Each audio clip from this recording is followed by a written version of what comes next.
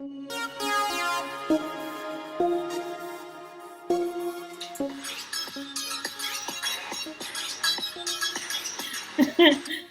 and welcome back to my channel. Thank you for returning. If you're oldie but goodie, please remember to like, share, and subscribe.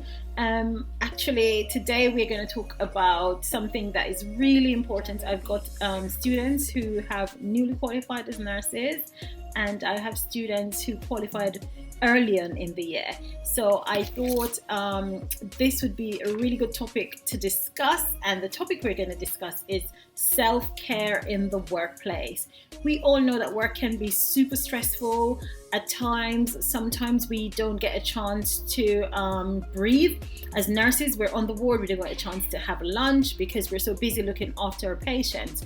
But we always need to remember that if we don't look after ourselves, there's no one to look after our patients. So that's what I want to leave you with today. So anyway, welcome to the channel. On this channel, we talk about everything to do with health, university, medicine, nursing, and academic things, really. So let's delve deep. I'll be looking at my notes, so I'll be looking down actually. And it's all about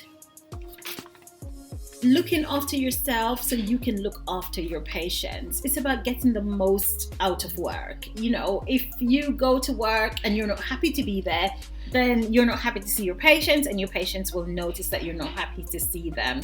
So we want you to go to work feeling happy, feeling ready for the day, feeling fit mentally and physically as well. So at the heart of self-care is your relationship with yourself. You need to connect with yourself. As a part of your job, it means that you are attuned to your environment. You need to understand you need to understand what your patients are going through. So you need to be a little bit of an empath. You need to be able to be empathetic and sympathetic to your patients.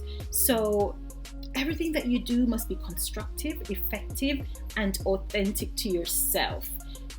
So basically what we're saying here is we not only need to have good physical health, which is important in any equation, we also need to pay attention to the wider criteria, including things such as caring for your mind, your emotions, your relationships, your environment, giving time to yourself, and also allocating yourself resources that you give to others. And when I say resources, I mean you look after your family, you look after your husband, your children, your mom, your siblings, and also you go to work and you look after your patients. Give me a minute, I will. So sorry about that break. I had to have a drink. So basically, we're talking about, in terms of self-care, we're talking about looking after your mind, your emotions, you know, taking care of the relationships that you're having with your family, husband, children, siblings, all of that. And also pay attention to your environment. If your environment is in chaos, that means your mind is in chaos and you don't have time to really prepare yourself for work. So we also want to think about our time and our resources. So in terms of time, you obviously want to prepare for work before. You know, on the ward, you start at 7:30, 8:30, not 8:30, 7:30 or 8, and it's an early start, so you don't want to wake up early in the morning searching for your shoes or your uniform and, you know, prepare everything in advance. So let's talk about self-care. Let's delve a little bit deeper. We're going to talk about 5 ways to apply self-care to your everyday work life. First and foremost, always remember the importance of recharging, rebooting, and then you repeat. You go to work, you come home, you need to recharge and reboot. So you can't, for instance, you're not going to have a shift at 7:30 in the morning and go to a club and get home at 5. You know, that's just not going to work. So stay attuned to your energy levels. For most of us, we don't get enough sleep sometimes, so it's really important to get enough sleep. Of course, to help us with sleep, we need to employ relaxation, and also exercise will help us to sleep. But it's also important to refill your gas tank. You can't run on empty. So if you're empty during the week, you will not give your patients everything that they deserve. So you can exercise at home, you can go to the gym, you can do some yoga and meditation. I tend to do that in the morning. Every morning I get up, I do some yoga. And if you're me as well, you cook your favorite meal, and that helps me to relax and recharge. Actually, I am also knitting. So on my chair there, you can see that. That's a form of relaxation technique as well. Just doing something. For me, it might be knitting. For you, it might be drawing, or just, you know, going to the park to sit down. Can be any of those things. The next thing we're going to talk about is value your time, money, and resources. I'll repeat that. This is very important. You're going to value your time, money, and resources. Throughout a given workday, others frequently ask us for our time, which is a resource.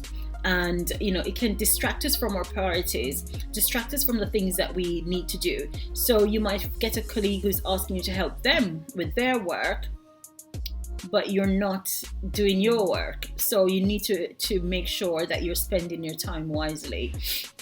So actually, I like to set aside 15 minutes in the morning. Actually, maybe I'll say set aside about half an hour in the morning, and I jot down 3 things I hope to accomplish. So it might be, I want to mark 10 scripts, so 10 essays for the day, plus I need to meet 3 students, and I also want to organize my teaching site. So those could be my 3 things that I prioritize for that day. So it's good to just prioritize things, just jot them down, you know, tick your list off as you go, and who's to tell, maybe you can prioritize more than 3 things. Don't make the things you're prioritizing negative. Always think positive. All love, light, and laughter. So always positive. Don't forget that if you delve on the negative, then, you know, you will always be unhappy. So always delve. So on your list, you don't want to put ignore so-and-so at work because they drive me nuts. Don't put that on your list. Put something positive. Write positive things. Write down your hopes, dreams, future goals. You know, as any nurse knows, you always have a journal. So journaling is a nursing concept. So do journal. So you're going to journal important things. You're going to journal things that make you happy, you know, things that I'd like to, okay, so I'm qualified now, I'm a band 5 nurse. Actually, in 3 years, I'd like to be a band 7 or a band 6 or whatever it is. Or you're working in hospital and your goal might be in 3 years' time, I would like to be a diabetes nurse, and so you work towards that. So your 1 year, you should always have a 1-year plan. 5-year plan, actually a 1 year, 3 year, 5 year, and 10 years. Your plan should be 5 years, and then your 1 year and 3 year is how you're going to get to your 5-year plan. And just journal these, make them a reality by writing them down. So that's my thought on valuing your time, money, and resources. Now, this is one that nurses tend not to do. Take a break. Take a deep breath and take a break. The patients will still be on the ward. Anything that you're doing will still be there when you return from your break. So by all means, take a break.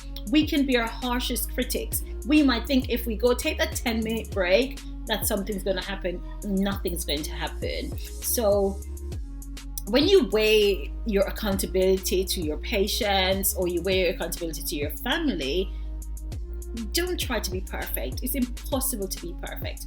Ask yourself, what would I say to a colleague or a friend in the same situation?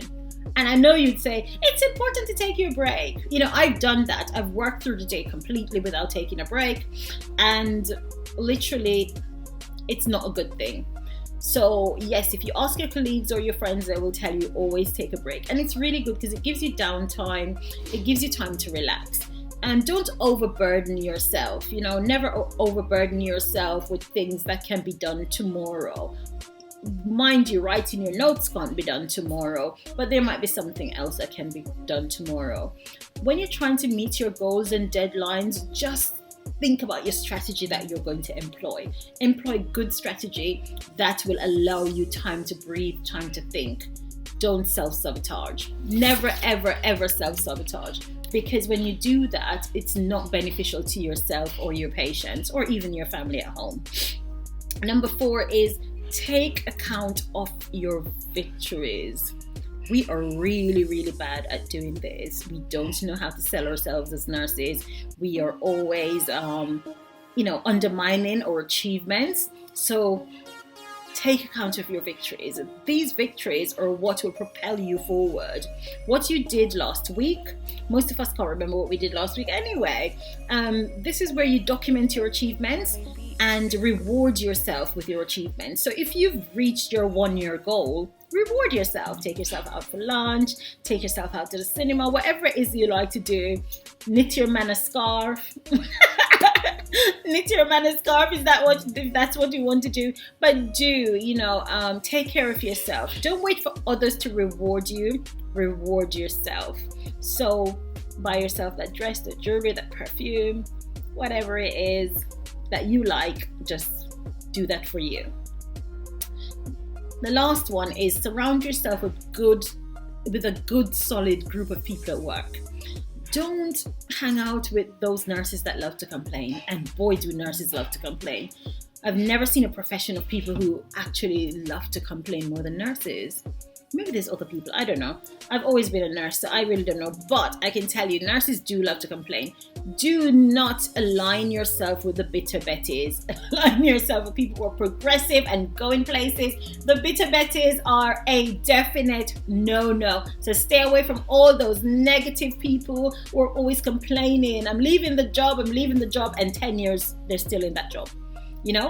So just stay away from people like that. They're always leaving this job and they're always in the job. They're not going anywhere. So stay away from them. Just align yourself with healthy, supportive relationships and people who are going to work with you, who are not going to be critical of your achievements, who is not going to be critical of you at all. Consider whether your team is providing ample leverage and support for your priorities. So if you're surrounded by a group of people who are not supporting your dreams, your hopes, these are not the people to be around. So just take notice of who feeds your energy and who drains it. I'd say, of course, align yourself with the people who feeds your energy. And lastly, that's number 5, by the way, that was the last one. Always remember, if you don't take care of yourself, no one else will. People can help to take care of you, but not 100%. Taking care of yourself is your responsibility. And in taking care of yourself, you take care of your work environment. So I really hope this helped. And those are the 5 things. So to wrap them up, you're going to surround yourself with good, solid people at work. You're going to take accountability of your victories. You are going to take a break when it's needed. And even if it's not needed, take a break, have some coffee or tea. You are going to value your time, money, and resources. They all come together. Time, money, and resources come together. And lastly, you're going to recharge, reboot, and repeat every day. So thank you for watching. I hope that helps. If you find this interesting, then leave a comment down below, because loads of people do struggle with just getting on at work, getting on with people at work and being happy to go to work. So if you find this interesting, meet me in the comment section.